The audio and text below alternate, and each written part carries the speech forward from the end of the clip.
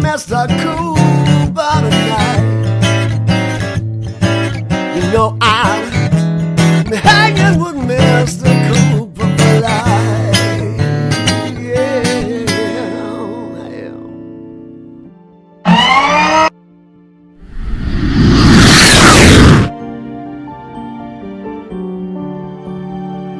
In 2018, so it was restoring the original Customs House, but then they rebuilt the train station, so it did a new build with it. So it's a combination of projects. But for us, this is the heart and soul of Black history, and Niagara Falls is right here. Wow. So much, and you'll see it by the murals and by our stories. So we're going to go ahead and go in. This was built in 2018? 1850. The original This Customs part- House is restored. That was from 1854. Okay. So, and just like today, and this is the irony of it, and I find this incredibly irony, right? Like the Customs House was designed to provide that passage to Canada back and forth, right? And today, the upstairs of it is Border Patrol. And so Wow. there's a lot of irony to Wow. that story. Wow. Yeah, so she's a temporary installation. She's been moving to sites throughout New York State that have been connected with her journey, her life story, and the story of freedom seekers. So she just arrived a couple weeks ago. One of my favorite parts about it is when they said that she was getting loaded up in a tractor trailer. I assumed it was one that was closed. Nope. She was on a flatbed. It surfed all the way down the 90, right? Like she just is just like this on the back of a flatbed. And just to imagine what cars thought, right? As you saw her go all the way down the 90 for 6 hours. Harriet is facing Canada. She's looking this way with her symbol of hope, which is the North Star. The shackles on her feet, at her feet. Yeah, I mean, there's so much in there. There's so many Easter eggs in it, right?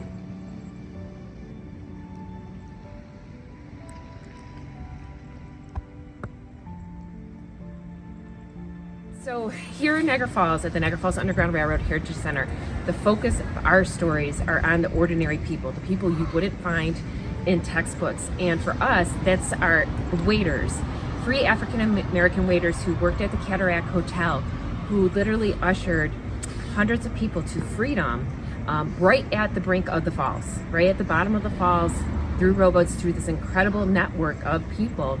And so we amplify them, we put the spotlight on them, and Harriet Tubman is very, very central to us, as is W.E.B. Du Bois, as is Frederick Douglass.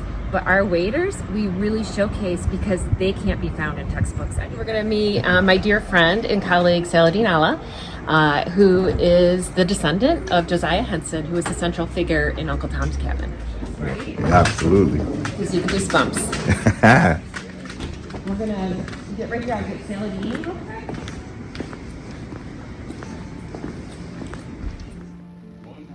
My dear friend and colleague, Saladin Allah, we've been superpowering together to do amazing things for quite some time.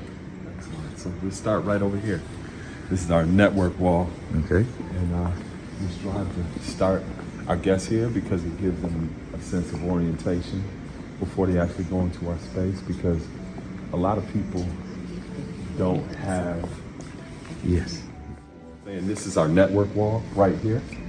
And this is designed to orientate people before they even go into our space, because oftentimes many people don't have a basic comprehensive understanding of that American history, right? We've only been open for about 6 years, and I've had an opportunity to meet thousands of people who've come through this space. And you might be surprised how many people believe that the Underground Railroad is actually underground, or it was literally just a train. And I'm talking about people that grow up right here in America. I had an opportunity to talk to a couple that were in their 60s, and the first time they even heard the phrase Underground Railroad was when they came right to this space. And they were not from another country. Wow. They were right from here. The most active Underground Railroad network here in the city of Niagara Falls operated through the historic Cataract House Hotel and their amazing wait staff. So we'll go into the space and learn a little bit more about the act.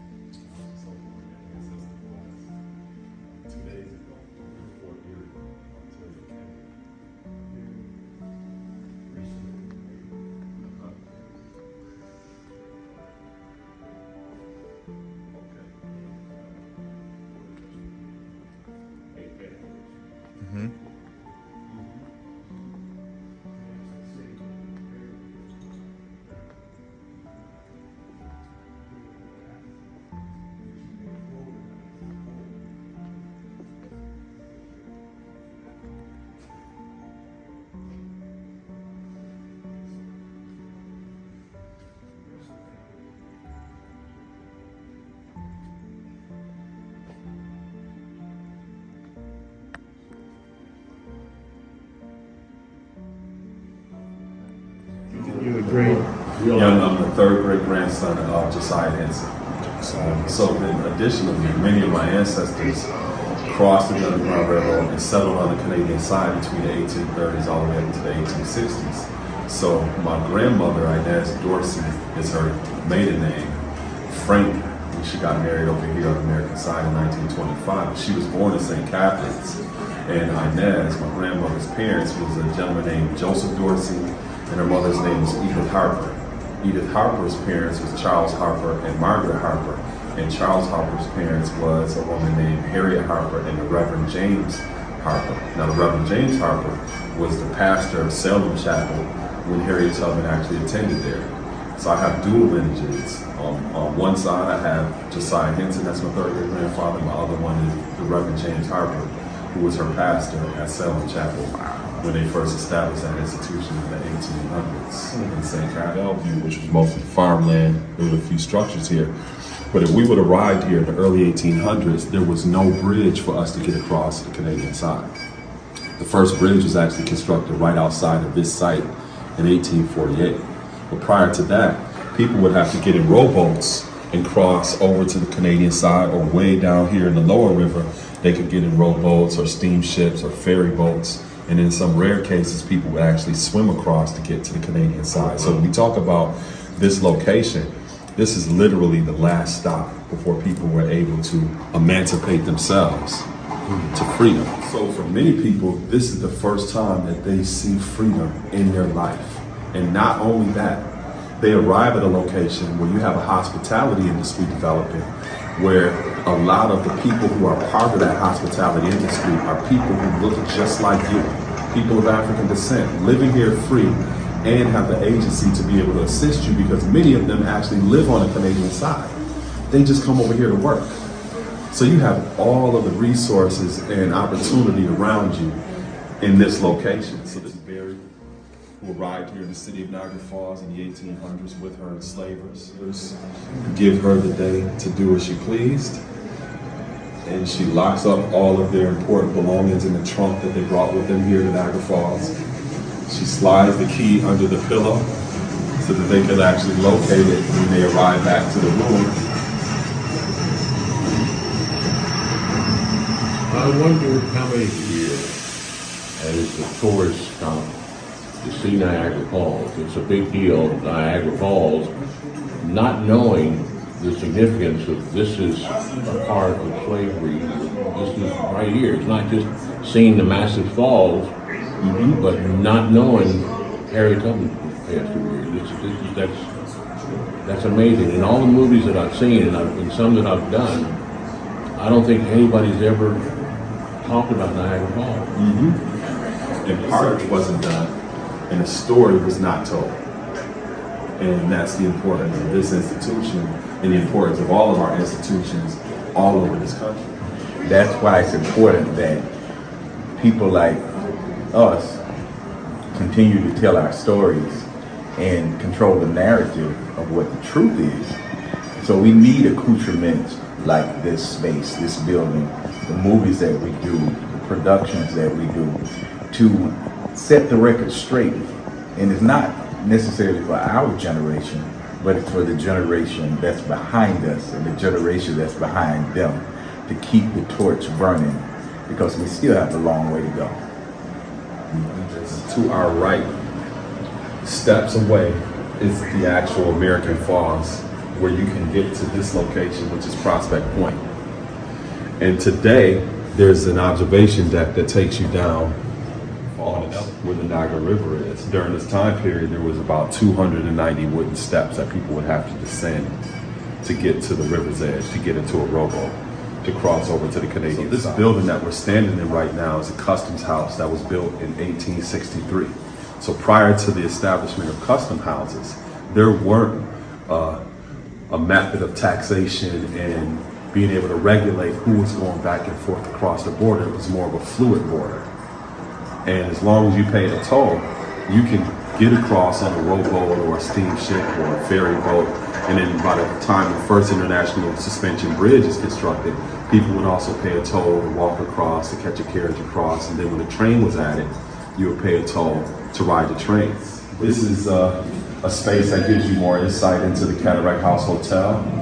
This was the head waiter at the time. His name was John Morrison, and he was the person that was instrumental in getting his staff to live double lives as secret Underground Railroad agents. So they would provide this professional, by today's standards, 5-star service for guests who would visit here, but then at the exact same time, in plain sight and under the cover of darkness, to be able to emancipate people who arrived here seeking freedom to get across the Canadian side. This place was.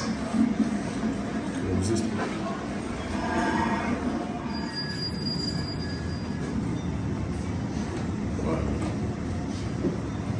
Freedom seekers in the 1800s experienced some of the most dramatic moments of their lives coming through Niagara Falls. In most cases, the details of their journeys are left to our imagination. There are a handful of These little, sometimes it's not the big things that you think.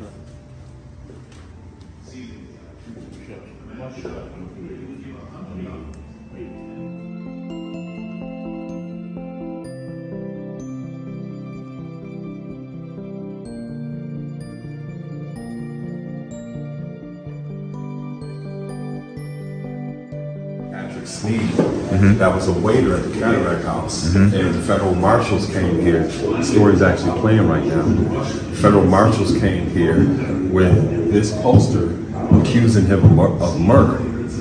So the wait staff rushed him out of the Cataract House to strive to get him across to the Canadian side, and the person that was rowing the boat turned the boat back around because the crowd was yelling that he was a murderer. So, in terms of the Justice Department back then, I take it this was in what, the 1800s? Yes. The Justice Department tried to really frame this guy.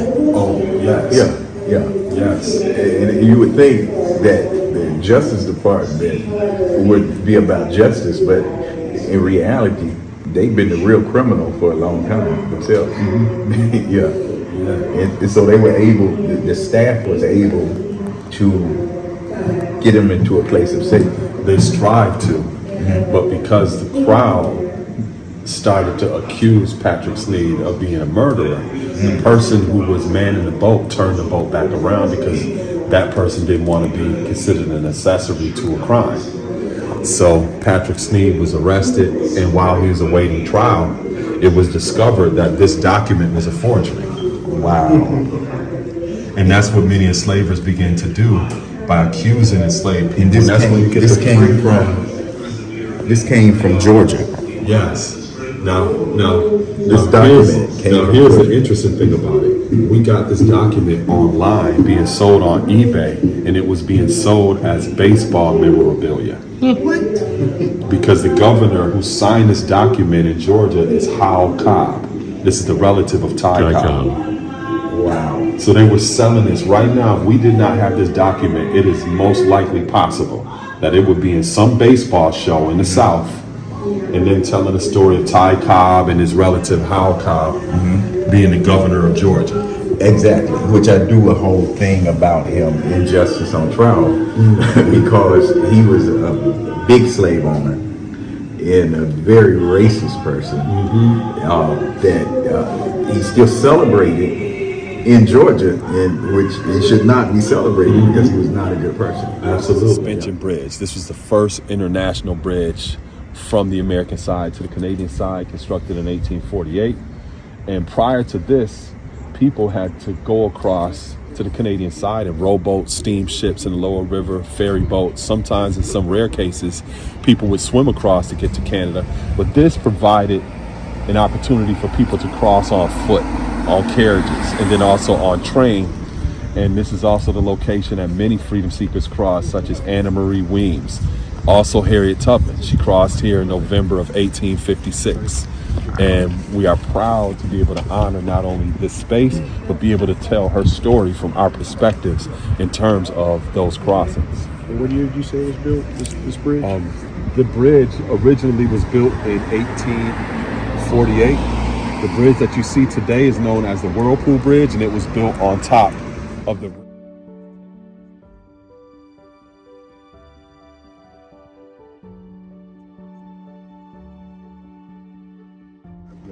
I did not expect this at all.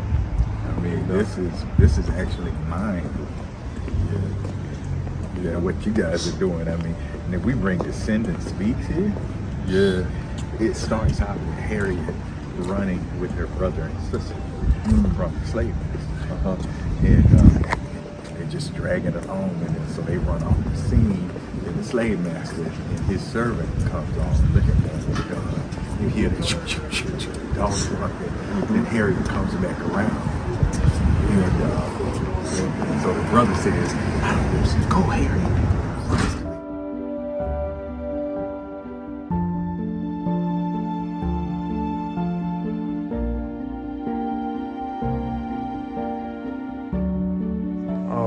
Many pastors would say that it's not what people think of you when you're here, but more so what they think of you after you're gone. And you know that you've done great things when your name comes up again and again, anywhere from 50 to 100 years after you've lived and walked and breathed and touched so many lives. And so that's, I think, is the thing that comes to mind and touches me the most, to know that his impact was great then, and it's even greater now as we look back at what he's done. And you are literally the evidence of that impact, you know? So you're carrying that legacy. The quote is also important. What you are, than what you teach.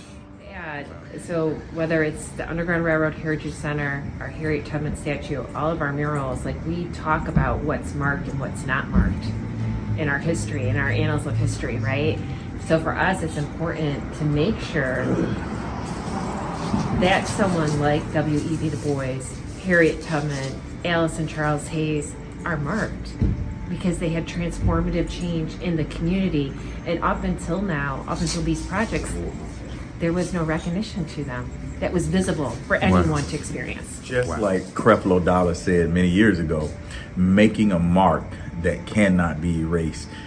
Dr. W.E.B. Du Bois made that mark with the Niagara movement, and we're standing here in Niagara Falls, New York, and starting that movement, which morphed into the NAACP. There's so many accomplishments, and his mark will never be erased. It will only be highlighted, as we hope to do the same thing, continue to make marks that cannot be erased.